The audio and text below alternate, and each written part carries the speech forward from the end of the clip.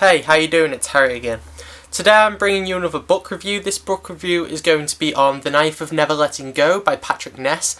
This is the first book in the Chaos Walking series, and my god, is it a good book. I don't have words that can express how amazing I thought this book was. This book was first published in I think 2008, and the paperback version's 479 pages.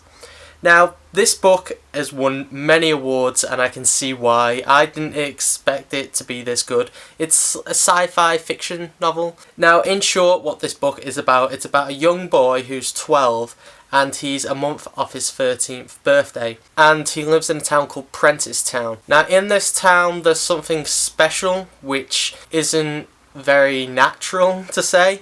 They can all hear each other's thoughts. What they call this is the noise, but they didn't always have the noise. They picked it up, this disease, when they first come to this world, per se. What is so special about this noise and what Todd believes that's so dangerous about it is the fact that only men have it, and it's apparently killed off all the women. So there's no women in this town whatsoever, and the population's dwindling. So where this story starts off is Todd is sent into the local swamp, which is right by the town, to collect some apples when he stumbles upon something that shouldn't exist whatsoever. There was a spot of silence, like complete dead silence. Now in Prentice Town, this is supposed to be impossible because everyone has the noise. You can hear animals talk, you can hear creatures talk, you can hear every man's thoughts. So he stumbles upon this and he tries to hide it because it's not natural, it shouldn't be there, he shouldn't know about it. So this is where the plot takes off, and basically he's found out,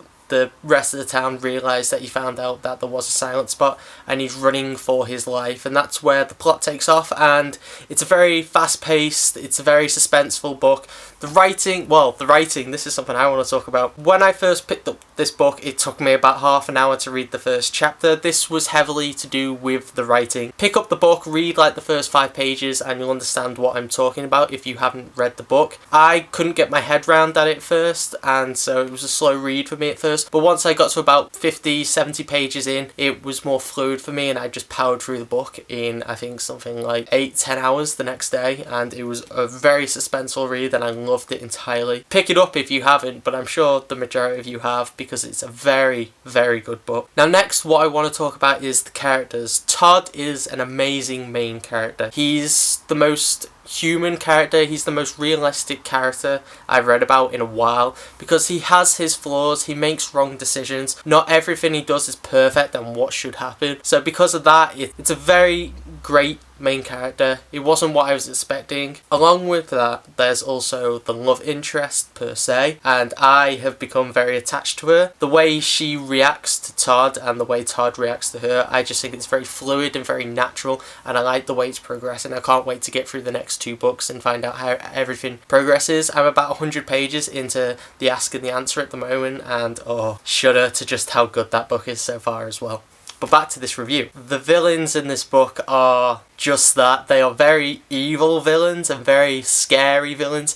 I'd actually really like to see this book be made into a film, just to see how Aaron, depending on how you want to pronounce it, is portrayed, because he's such a gruesome and scary character. To have someone like him chase you through this story it's shocking, and there was a lot of good emotions played through Patrick Ness's writing with all that, especially with the scene, which if you've read it you'll know what I mean, and I won't give any spoilers here, where Todd is looking for him for some particular reason. That whole section of the book I loved. It was very well done, and it's shocking and even more shocking, to say the least. So overall, I really love this book, and I recommend you pick it up. I can't wait to just carry on reading the next one. It's what I'm going to do once I've edited this. I'm going to try and power through it today and tomorrow. Now for my rating for this book, I'm going to give it 4 5 out of 5, obviously. I couldn't give it anything less. It was absolutely everything I wanted it to be, even with the little stumble I had at the beginning trying to get over the writing. The way the writing is, it helps build his character and lets us see more of him and the whole world as a generalization. It's a very good tool that he used,